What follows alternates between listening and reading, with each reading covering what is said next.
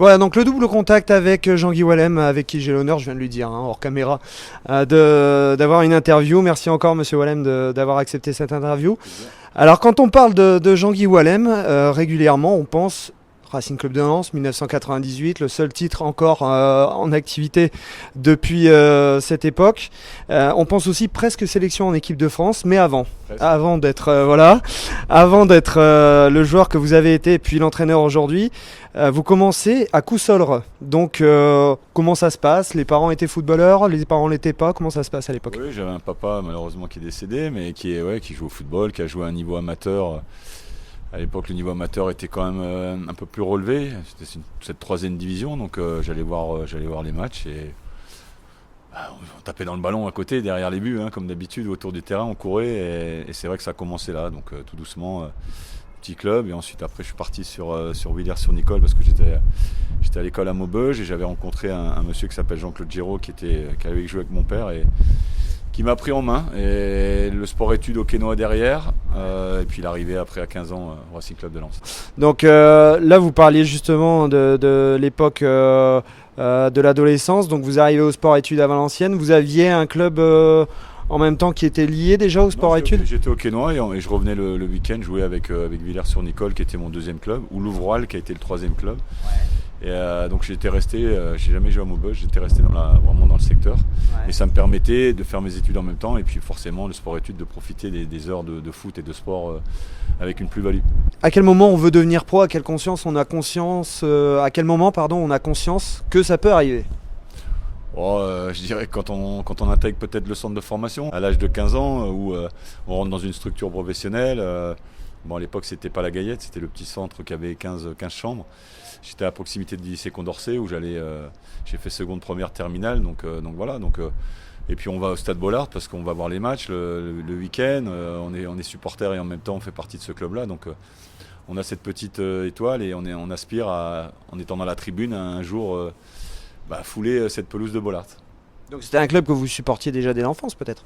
Non, pas forcément parce que je suis plus de la région de Valenciennes. Enfin, j'étais plus proche de Valenciennes, donc j'allais beaucoup plus à Valenciennes. Et c'est vrai qu'à l'époque, j'ai eu Valenciennes, Lille, Auxerre et Lens qui étaient venus me solliciter, voir mes parents. Et puis on avait fait le choix de Lens parce qu'il y avait la structure sport-études, il y avait l'école, il y avait un centre de formation qui était déjà bien en place.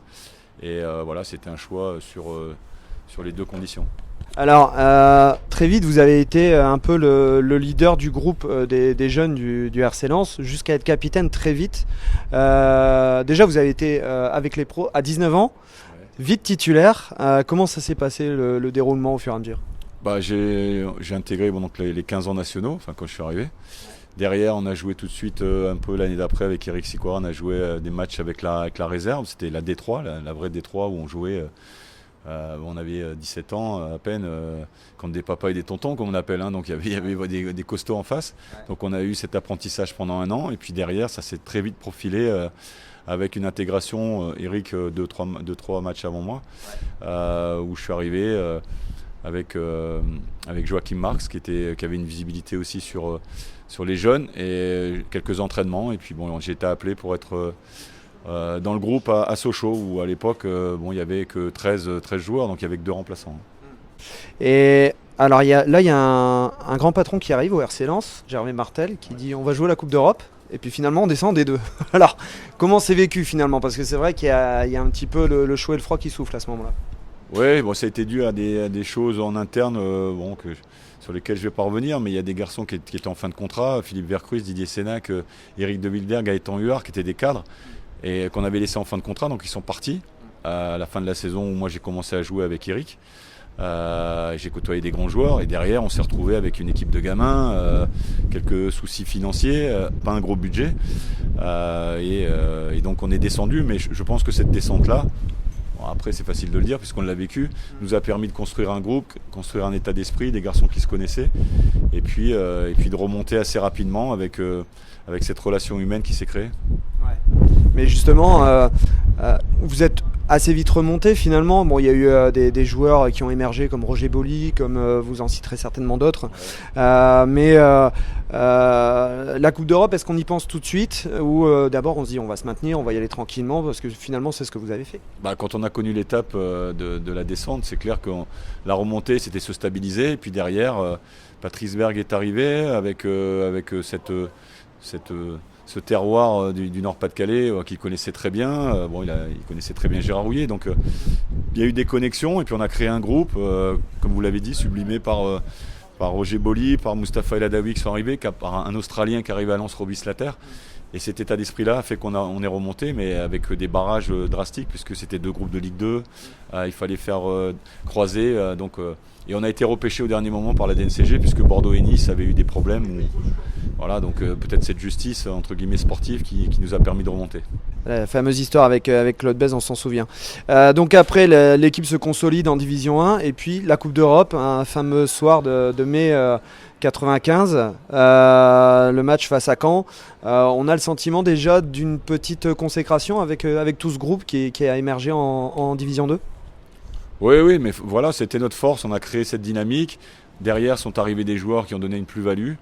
Je dirais un peu, pour pas aller trop vite, comme quand on a été champion en 98, on avait ce socle, on avait ces conditions, on a connu la Coupe d'Europe, on a eu des challenges, et puis derrière, cette année 96-97 qui s'est pas très bien passée, où on frise la correctionnelle, Roger Lemaire arrive et Daniel Leclerc l'accompagne. Et puis derrière, il y a un projet où on offre la possibilité à Daniel Leclerc de devenir l'entraîneur, et on connaît la suite.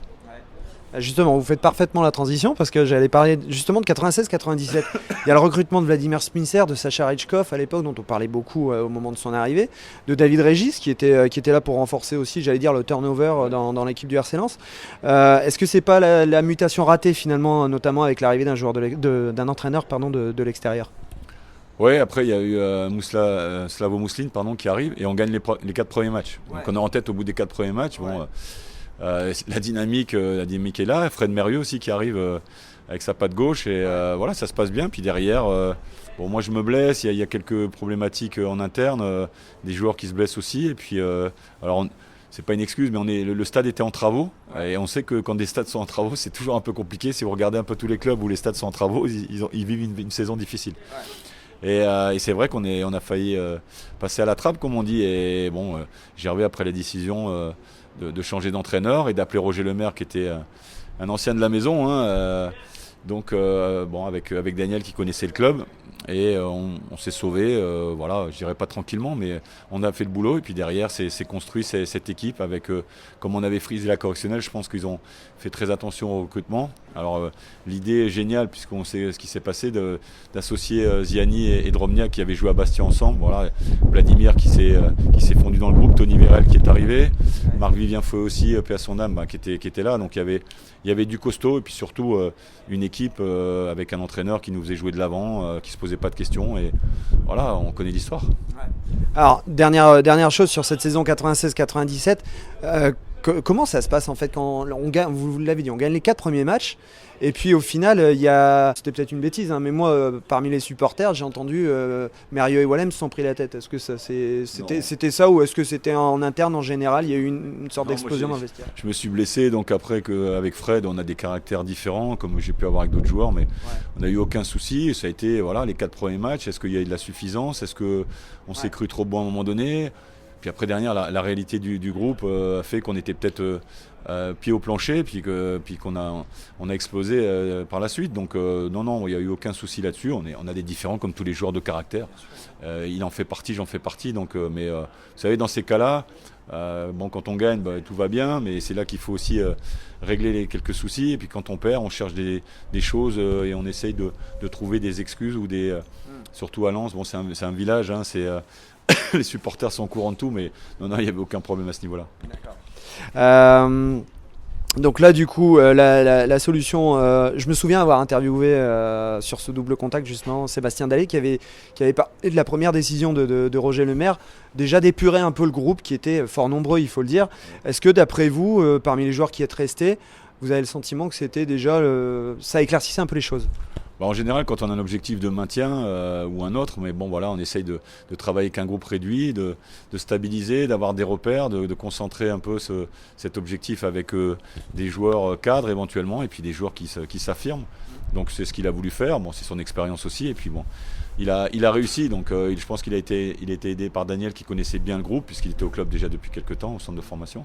Donc ça a été un choix, et sa pédagogie et sa philosophie a fait qu'on s'est maintenu. Alors, quel a été le discours du Druide à son arrivée? Parce que c'est vrai que c'était la première fois qu'il prenait une équipe première en première division, qui avait connu une saison difficile. Vous aviez parlé de décision géniale avec Dromniak et Ziani, qui étaient déjà associés dans notre club. C'était quoi son discours? Ça a été tout de suite de ne pas revivre l'année qu'on avait vécue, forcément. Quelqu'un d'ambitieux, on le sait, mais qui a des valeurs, les valeurs communes qu'on peut avoir dans la région. Hein. Il a joué à Lens, il a joué à Valenciennes, il est parti à Marseille sous d'autres sphères, mais il a apporté tout de suite sa touche d'exigence, mais de temps en temps trop, on en reparlera moi, quand je suis revenu entraîneur ou même quand j'étais joueur, puisque j'ai vécu une année assez délicate, avec des rapports très forts, mais aussi très intenses au quotidien. Donc, puisque c'était sa première saison, donc voilà, donc il a voulu imposer sa patte, et c'est vrai que j'étais un filtre, j'étais un relais, et que ça m'a pesé. Alors ce qui me faisait avancer, c'était que le samedi on gagnait et que je passais à autre chose. Ouais. Alors moi, il y a un souvenir qui me revient quand on évoque cette saison-là, c'est le but que on pensait que vous aviez marqué contre le PSG, le deuxième, et finalement vous dites un truc à l'oreille de Stéphane Ziani. Bon, on se doute ce que vous lui dites, mais exactement vous lui dites quoi? Non, mais écoute, peu importe comment on a marqué, mais ça a fonctionné parce qu'on le travaillait à l'entraînement. Donc le fait que je fasse ma course au premier, si je la dévie, ça m'était déjà arrivé, mais j'amenais du monde, et il y avait Fred Dehue éventuellement derrière, et là, bon, comme il avait fait rentrante, et Olivier Rouillet qui me le demande à la mi-temps à Canal+, si non, je ne l'ai pas touché parce que voilà, c'était clair que c'était surtout la frappe, et après le déplacement qui amène le monde qui a permis sur ce match-là, bon, je pense qu'on gagne 3-0. Donc voilà, on leur fait vraiment mal, et c'est vrai qu'on avait cette capacité à faire mal dans le jeu. C'était presque, je revois certains matchs du box-to-box, on freinait pas, et on était par le coach poussé vers l'avant, et aussi sur les coups de pied arrêtés, parce qu'on avait ce frappeur, puis on avait aussi des joueurs de taille, donc c'était important sur ces phases-là. Alors là, je vais vous appeler capitaine, parce que après le titre de champion de France, vous décidez de partir. Pourquoi ne pas vouloir jouer la Ligue des Champions, monsieur Wallem? C'est pas que j'ai pas voulu jouer la Ligue des Champions, mais je viens de vous le dire. Et quand je reviens quelques années plus tard, je la joue pas non plus, puisque là, j'aurais voulu la jouer, mais c'était un fait que le club n'a pas voulu me conserver, ou enfin voilà, c'est comme ça. Donc c'est pas le capitaine qui s'en va, c'est, je vous l'ai dit, une année difficile. J'ai 31 ans.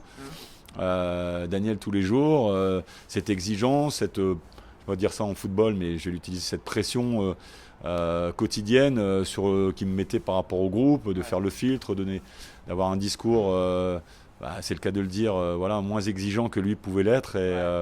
Donc voilà, je pense qu'il s'est servi, mais bon, encore une fois, je l'ai dit, malheureusement le jour de son enterrement, c'est peut-être grâce à lui qu'on a été champion, parce que cette exigence, cette volonté de perfectionniste, mais des fois qui était dans l'excès, nous a fait croire à ce qui nous arrivait. Il le disait d'ailleurs lui-même sur une vidéo, d'ailleurs je crois que c'était la cassette 94-95, quand il parle du centre de formation, il dit « j'ai ce côté chiant d'être un peu perfectionniste ». On revient sur votre carrière, Jean-Guy Wallem. Donc après vous partez à Coventry. Pourquoi ce club? C'était le seul contact que vous aviez? Sur le moment, oui. Enfin, j'avais d'autres clubs, mais je voulais jouer en Angleterre parce que c'était vraiment garder ce public, cette ferveur, et le football anglais, il l'est toujours. Hein. Vous jouez là-bas, les défenseurs, les attaquants, c'est aussi apprécié. Donc c'est vraiment une culture à part, donc je voulais vraiment jouer là-bas parce que c'était très intéressant. Alors il y avait aussi un bon contrat financier, ça c'est clair. Quand on a 31 ans, on réfléchit à son avenir. Et puis il y avait au retour de Bruxelles, j'avais pas le téléphone international. J'ai Liverpool qui m'avait appelé avec plusieurs messages. Gérard Rouillet arrivait. Et il ne pouvait pas nous appeler en direct. Et Eric aussi avait été sollicité. Sicora, il ne pouvait pas nous appeler en direct parce qu'il était DTN à l'époque. Et un DTN français, même si par Liverpool contactait des joueurs français, ça le faisait un peu mal. Donc, et quand je passe la frontière, j'ai au moins 12 messages pour me dire voilà, mais j'avais donné mon accord à Coventry, donc c'était trop tard. Dommage. Du coup, qu'est-ce qui s'est passé à l'hiver suivant? Parce que vous allez à Sochaux, on va essayer d'aller vite là-dessus. L'hiver suivant, c'est déjà qu'il y a la deuxième étape du RC Lens qui me rappelle quand même au mois d'octobre, parce que bon, forcément, je suis un peu le filtre qui manque. J'avais eu Fred Dehu, qui était beaucoup plus jeune que moi, qui était capitaine, qui m'appelait de temps en temps en me disant ouais, je comprends que à ta place, je le vis aujourd'hui, avec quelques années en moins. Et les résultats n'étaient pas top, même s'ils ont sauvé la saison en fin de saison, on l'a su après, Coupe de la Ligue. Gervais me rappelle en me disant voilà, écoute, je dis ouais, pourquoi pas. Moi, bon, avec ma famille, les enfants, c'est pas évident, puisqu'il m'avait promis une école neutre, entre guillemets, européenne, et puis finalement, il n'y avait pas trop de français. Mais bon, c'était un choix, comme ça, moi j'étais bien dans mon boulot. Bon, c'était pas le meilleur club d'Angleterre, mais j'ai joué à Manchester, j'ai joué à Liverpool, donc c'était des choses extraordinaires. Puis je vais voir mon entraîneur qui est Gordon Strachan, pour ceux qui connaissaient, qui a joué avec Cantona à Leeds et avec d'autres joueurs.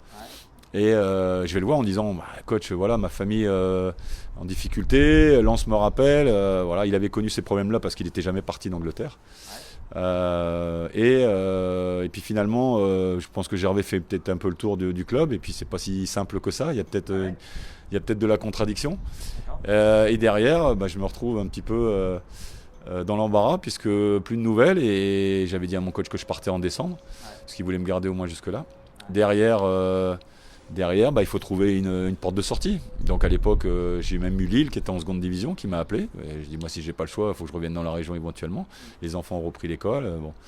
Il y a, comme vous l'avez dit, ça Sochaux, ça viendra après. Il y a Saint-Etienne qui m'appelle, mais ils sont en Ligue 2 et ils sont en tête. Donc on part du principe que pourquoi poser une problématique dans un effectif qui tourne bien, je vais peut-être prendre la place de quelqu'un et créer ce petit conflit en interne alors que ça se passe bien. Et je lui dis en même temps j'ai Lille, mais il me dit Lille sont derrière nous, non, pas possible, donc il faut qu'on trouve un moyen de faire. Et il y a Saint-Etienne qui connaît Sochaux, parce que Gérard Soler était à Sochaux, connaît bien la famille Peugeot. Donc il me dit écoute, voilà, et il y a Toulouse qui m'appelle aussi, qui est en première division. Maison, piscine, soleil, belle région et tout. Et puis finalement je vais à Sochaux. Et c'était Kweku, parce que vous avez parlé de Claude Bess tout à l'heure. Kweku qui était à Bordeaux, qui était à Toulouse. Il me dit tu vas à Sochaux, il neige, il pleut, il vente, et moi je t'offre le sol. Bon. Et après il a compris que c'était qu'un prêt via Saint-Etienne. Donc voilà. Donc j'ai fait 6 mois à Sochaux. C'est là que j'ai connu les Diouf, les Duboya, les Pedretti, les Meriem, cette petite génération entre guillemets qui a flambé derrière, mais qui a été dans le dur. On descend parce qu'ils avaient déjà 10 points de retard, mais j'avais donné ma parole à Saint-Etienne. Lens me rappelle encore à la fin de la saison pour que je revienne, mais je dis mais non, foutez de moi. Donc et je vais à Saint-Étienne, et puis je fais mes 2 ans à Saint-Étienne avec la dernière année qui se passe, notamment les 6 derniers mois où je suis entraîneur-joueur, et c'est un peu plus compliqué, quoi. D'accord, ok. Justement, Saint-Etienne, vous avez été d'abord joueur, puis d'un seul coup vous êtes entraîneur-joueur, c'est pas tellement attendu, si ? Non, mais la première saison se passe super bien, on finit 6e, même on doit faire l'intertoto, mais le coach ne veut pas, parce que c'est trop précoce. Mais bon, on sait qu'à Saint-Etienne, qui va ramener les Verts en Coupe d'Europe, voilà, ça fait rêver tout le monde, à 75-76. Derrière, la deuxième année, il y a des choix qui sont faits dans le recrutement. Il y a une saison supplémentaire qui nous attend, et puis elle est moyenne. Robert Nouzet, avec son caractère, ça se passe mal avec le président, et puis ils décident de l'enlever. Ils font venir John Toshak qui vient là parce qu'il a été l'avant-centre de Liverpool, même si c'est un bon entraîneur, il était à la Real Sociedad. Mais il vient là parce qu'il a été avant-centre un jour de Liverpool, qui a joué contre Saint-Etienne en Coupe d'Europe, et il reste là 3 mois, puis s'en va à la trêve. Mais en revenant à l'entraînement, le premier entraînement, au lieu de s'en aller pendant la trêve, il revient là. Et puis derrière, il retourne à la Real Sociedad et on se retrouve sans entraîneur. Donc les dirigeants sont blancs, ils ne savent pas quoi faire. Et puis moi j'avais une reconversion, ils me demandent via les joueurs que je prenne l'équipe en main. Mais moi je voulais toujours jouer, donc être entraîneur-joueur. Rudy Garcia était adjoint de Nouzaré de Toshak, donc on a travaillé ensemble. On gagne les 3 premiers matchs, dont Paris à Geoffroy Guichard. On a 31 points. Et puis le lundi on m'appelle en me disant il y a 7 points en moins. Ah bon, pourquoi ? On est à 24. Oui, parce que les gens ont oublié ça, mais moi je ne l'ai pas oublié, parce que c'est toujours dans le coin de ma tête et dans mes tripes, parce que c'est une grosse déception. Et puis on se retrouve à 24, donc il y a Lens, il y a Paris, il y a Monaco, il y a Marseille qui passe devant nous. On est avant-dernier avec Toulouse, et on rame. Alors peut-être qu'on fait des erreurs, mais donc voilà, c'était un instant T. Après ça se passe mal avec les dirigeants, notamment avec le président, parce que nous j'estime qu'on fait le boulot, et je ne sais pas qui les a fait, c'est passeport ou pas, mais et on traîne ça. Et les 2 derniers mois, c'est chaud, vraiment chaud, et puis je suis plus joueur, plus entraîneur, et je vis 2 mois très difficiles. Joël Muller, qui doit arriver à Lens, m'appelle avec Jean-Luc Lamarche pour me faire revenir à Lens en fin de saison comme joueur de vestiaire. Bon, voilà, avec mon caractère, je ne suis pas un joueur de vestiaire. Enfin, si je le suis, mais voilà, j'ai joué le premier jusqu'au dernier. On perd le titre à Lyon, mais même si en début de saison, on nous avait dit qu'on serait vice-champion et qu'on fasse la Champions League, je pense que personne n'aurait signé. Parce que c'est vrai qu'il y avait une grosse concurrence quand même. Quand vous revenez à Lens, il y avait Bak, Koulibaly, Ismaël qui était arrivé parce que vous n'êtes pas revenu, si je comprends bien finalement. Traoré aussi qui avait fait un bon jeune à Liverpool. Est-ce que, moi j'ai eu le sentiment en tant que supporter de l'extérieur, c'est facile à dire, mais que il y a eu un problème avec Pedron, puis dans le vestiaire, et que de là les résultats ont commencé à déconner, non? Je pense qu'on a fait des matchs nuls. Parce que la Coupe d'Afrique nous a pris Diouf quand il est revenu cramé. Il y avait Daniel Moreira, super joueur technique, mais qui fait beaucoup de dépenses énergétiques, donc cramé aussi. Le seul joueur qu'on avait en second, bon, il y avait Antoine Sibierski, mais qui est un numéro 10, qui n'est pas tout à fait un offensif comme eux les deux. On avait le fils du Doc, Bûcher, et Joël Muller prend, malheureusement, on a eu des nouvelles récemment, Bruno Rodriguez qui a dû se faire amputer. Mais qui a 4 kilos de trop, donc tant qu'il arrive, voilà. Et donc on fait des matchs nuls et Lyon gagne. Donc les points d'avance, ça me nuise. Et puis c'est le destin, la finale c'est là-bas, quoi. Hein. Donc, mais bon, c'est comme ça. Ça a été une grosse déception. Et est-ce qu'on n'a pas le sentiment, au début du match de Lyon, qu'il y a eu comme un... Moi j'ai eu le sentiment qu'il y a eu une petite révolution tactique juste avant ce match, comme si on avait peur de jouer? Ouais, après on prend des buts rapidement, ça c'est clair. Les buts, bon, toujours les buts, on peut toujours se dire qu'on peut les éviter, mais c'est clair que quand Lyon mène 2-0, ça se complique. Alors on a le bonheur de revenir 2-1, on maîtrise le jeu, on a des situations, puis après, bon voilà, c'est Pierre, mon ancien coéquipier, sur une action où on laisse un peu ouvrir le côté gauche. Carrière joue en profondeur, et puis moi je vais tacler parce que je sais qu'il va frapper. Et je le contre, et puis Guillaume, ça lobe Guillaume. Donc 3-1, on va dire, c'est plié, quoi. C'est plié, et malheureusement, on perd le titre là-bas. Mais je vous dis, quand vous reprenez le début de saison, déjà faire la Champions League, même s'il y a la déception, et Dieu sait qu'il y en avait une chez moi, puisque j'étais juste à côté de Saint-Etienne. Alors si j'avais pu taper les Lyonnais et d'être champion une deuxième fois, je m'en serais pas privé. Hein. Moi je me suis demandé si, alors c'est peut-être pas très gentil de dire ça, mais ça n'a rien de personnel entre guillemets parce que je l'ai pas connu, mais est-ce que Joël Muller c'est pas un peu l'éternel second finalement? Oui, statistiquement, oui, on peut le dire, puisque quand on est champion, c'est lui qui est à Metz, et il perd le titre alors qu'il avait des points d'avance. Et quand il vient chez nous, on le perd aussi. Donc mais bon, c'est quand même 2 belles saisons pour Metz et pour Lens. Donc je dirais pas ça parce que je pense qu'il n'avait pas forcément les armes ou l'effectif, notamment offensif à un moment donné sur ce deuxième challenge. Et puis Lyon avait une escouade et il y avait, c'est le premier titre pour eux, hein, ils en ont fait 7 derrière. Et ils avaient 2 équipes. Quand c'était pas Louis-Ndila, c'était Steve Marley ou bien Anderson. Enfin bon, ils pouvaient changer à tout moment. Et nous, on était limités offensivement. C'est vrai. De là, on devient entraîneur, du coup. Et alors, l'expérience retenue de Saint-Etienne, c'est quoi finalement? Je me souviens que, alors j'ai lu dans un article, c'est peut-être vrai, c'est peut-être pas vrai. Rudy Garcia et vous, vos philosophies étaient, vous entendiez peut-être bien, mais vos philosophies étaient un peu contradictoires, paraît-il. Je sais pas que c'était contradictoire. Il a été déçu puisqu'il était adjoint de Nouzaré, il était adjoint de Tochak et on lui donne pas l'équipe. D'accord. Mais je lui ai posé la question. J'ai dit, écoute Rudy, moi j'ai besoin de quelqu'un, je reste sur le terrain.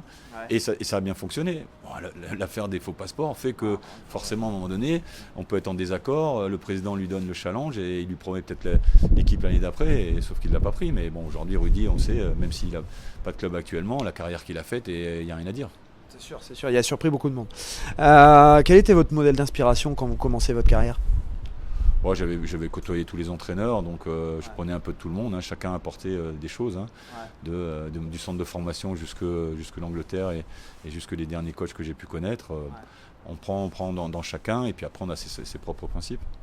Vous arrivez au Racing Club de Paris, vous êtes manager général. Alors pourquoi ça plutôt qu'entraîneur? C'était une volonté de votre part? Parce qu'il y avait un club qu'il fallait encadrer, il fallait mettre en place des choses. C'était à l'époque, et c'est toujours à la recherche, même si le Red Star aujourd'hui est bien placé pour monter en seconde division. C'était le 2e club de Paris avec Paris Saint-Germain. Donc à Colombes, c'était un courant d'air. Je sortais de Bollard 40 000 à Colombes, qui n'était pas le Colombes qu'ils ont refait aujourd'hui, mais l'ancien. Donc voilà, c'était pas facile, mais on a créé une bonne dynamique. Malheureusement, il y a eu aussi des revers financiers qui ont fait qu'on a traîné les boulets et que les gens qui nous ont engagés nous n'ont pas respecté alors qu'on avait des résultats sportifs. C'est ça qui vous a fait partir à Rouen? Entre autres, Rouen m'appelle en deuxième division. C'est ma deuxième année alors que je finis, je peux monter, mais la DNCG refuse avec le Racing.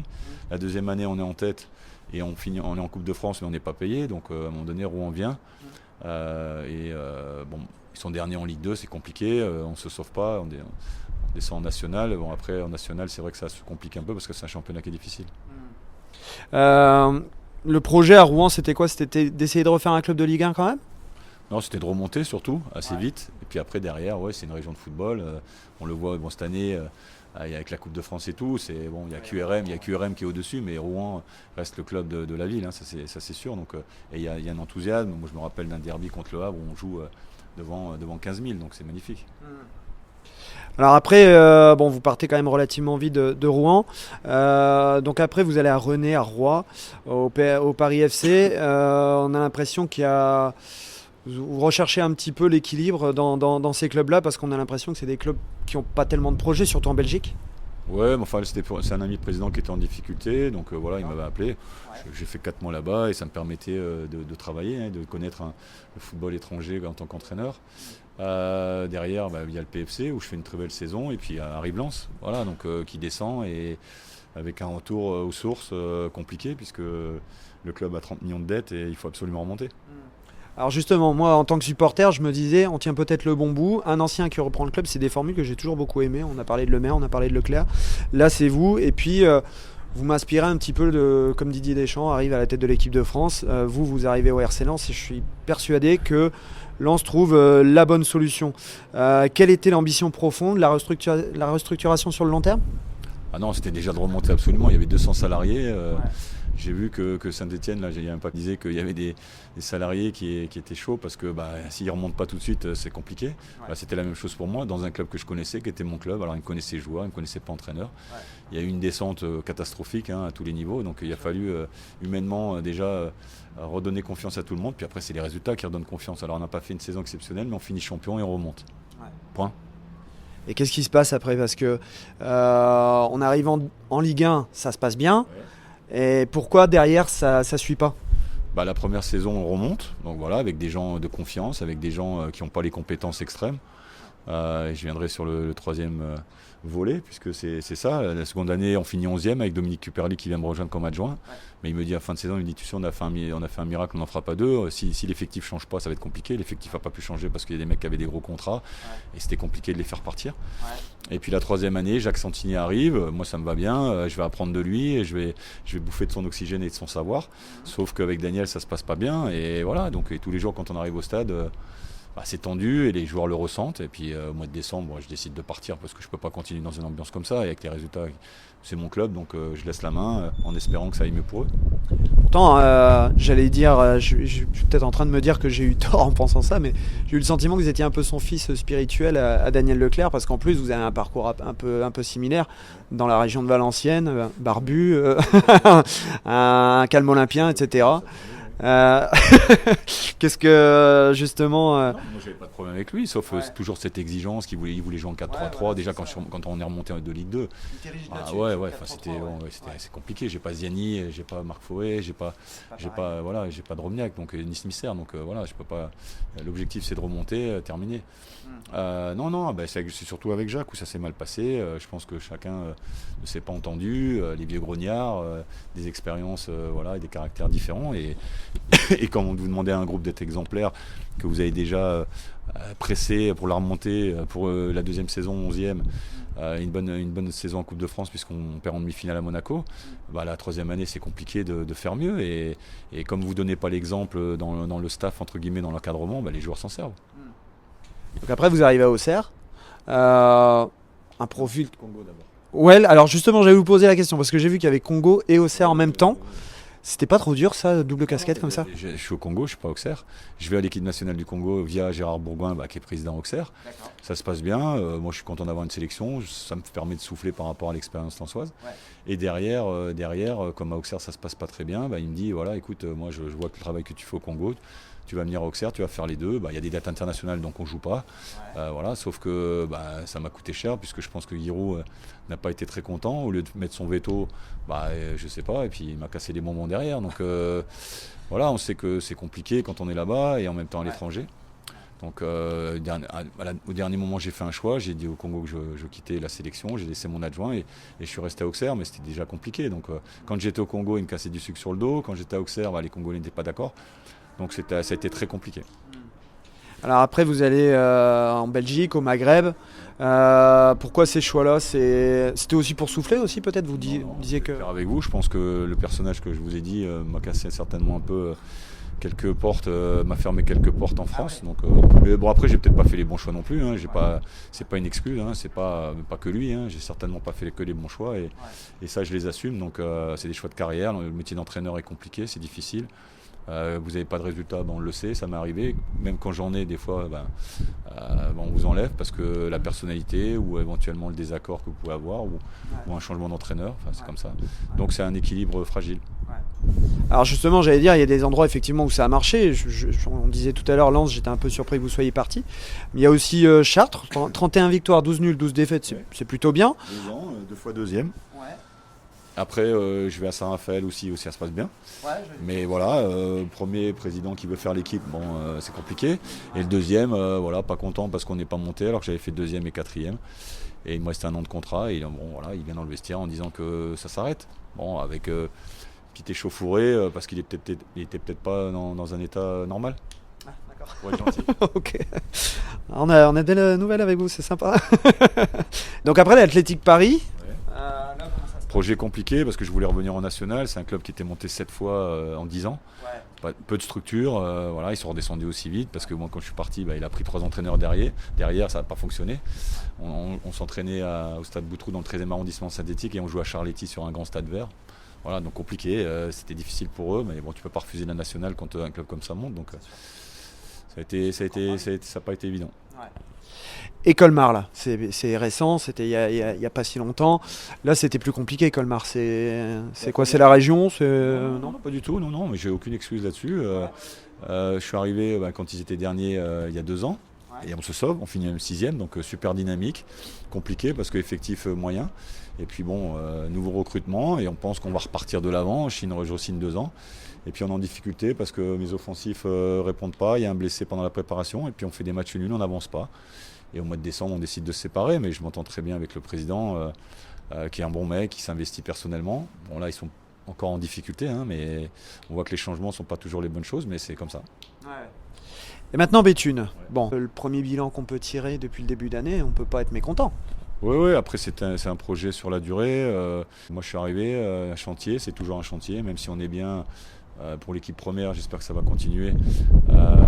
Le club dans son entité est en difficulté. Il y a un nouveau comité qui est arrivé, il y a un nouveau président qui arrive. Donc on va en mettre des choses en place, une dynamique, de la convivialité pour que ce club-là redevienne ce qu'il a été il y a quelques années, mais il y a très longtemps. Revenir en National 2 par exemple? Oui, mais déjà on va finir cette saison, il fallait se sauver quand on arrive, je pense qu'on n'est pas très loin. Et si on a encore quelque chose à jouer, on ne va pas s'en priver, mais humilité, ambition, je pense que ça peut être, mais dans cet ordre-là, des 2 mots importants. Alors justement, dans le contexte que vous avez décrit, comment le contact s'est établi finalement avec le club? J'ai un ami qui s'appelle Jackie Deledeuil qui m'a appelé quand j'étais à Colmar, difficulté à Colmar avec les résultats, il m'a dit écoute moi je veux reprendre le club, c'est mon club, avec le maire on a un projet, donc il faudrait que tu le rencontres. C'est ce qui a été fait. Et puis derrière, on s'est mis d'accord rapidement pour qu'un nouveau projet puisse naître. Mais on est toujours en construction, on est toujours en phase de réhabilitation parce que pendant 6 mois, ça a été compliqué. Les deux hommes forts du club, le président et l'ancien entraîneur que je ne connais pas mais que je respecte, étaient en désaccord et ça a pollué tout le monde, donc c'était difficile. Et justement, est-ce que vous avez eu le temps de prendre connaissance des faiblesses et des forces de votre équipe désormais? Quand on arrive dans un club, il faut faire un état des lieux, surtout à mi-saison. C'est ce que je suis en train de faire, je continue de le faire. Et à la fin de la saison, on posera les choses avec un nouveau, je répète, un nouveau comité directeur, un nouveau président qui vont amener leurs idées, des partenaires parce qu'on en a besoin. On a besoin de l'aspect économique, de trésorerie et d'humain. L'humain, j'ai trouvé. Maintenant, il faut trouver des partenaires qui viennent nous aider. D'accord, très bien. Donc justement, là, vous êtes en train de le dire indirectement, objectif surtout sur du long terme. Oui, sur 4-5 ans. Déjà finir cette saison proprement, recréer cette dynamique, reconstruire la saison prochaine rapidement et avec une visibilité, encore une fois, beaucoup d'humilité, mais sans cacher certaines ambitions, mais qui doivent être raisonnables. Donc Jean-Guy Wallem envisage d'être là encore 5 ans à Béthune, au moins. Je sais pas, je suis revenu dans la région pour me stabiliser, puisque vous l'avez dit, ce métier est instable, donc voilà, mais on est sur la première phase et step by step, comme on dit, et on va construire tout doucement, en travaillant sérieusement, sans se prendre au sérieux. Voilà. Alors dernière question, petit éclaircissement, vous êtes bien manager général du club? Oui, il y a 500 licenciés, donc c'est un club qui fait vivre, c'est le deuxième club de la région Nord-Pas-de-Calais, donc les structures, on essaye de faire des efforts aussi à ce niveau-là, parce que c'est important de bien former les gamins, de bien éduquer les gamins. Il y a plusieurs triptyques à ce niveau-là. Et on veut rapprocher aussi le secteur économique avec les entreprises qui vont venir nous rejoindre, les partenaires, pour rencontrer les jeunes et faire en sorte qu'il y ait un développement à ce niveau-là. Merci Jean-Guy Wallem encore une fois d'avoir accepté cette interview. J'espère que je vous ai pas trop fait traîner. Mais en tout cas, merci encore et puis à très bientôt en double contact. Merci Jean-Guy Wallem.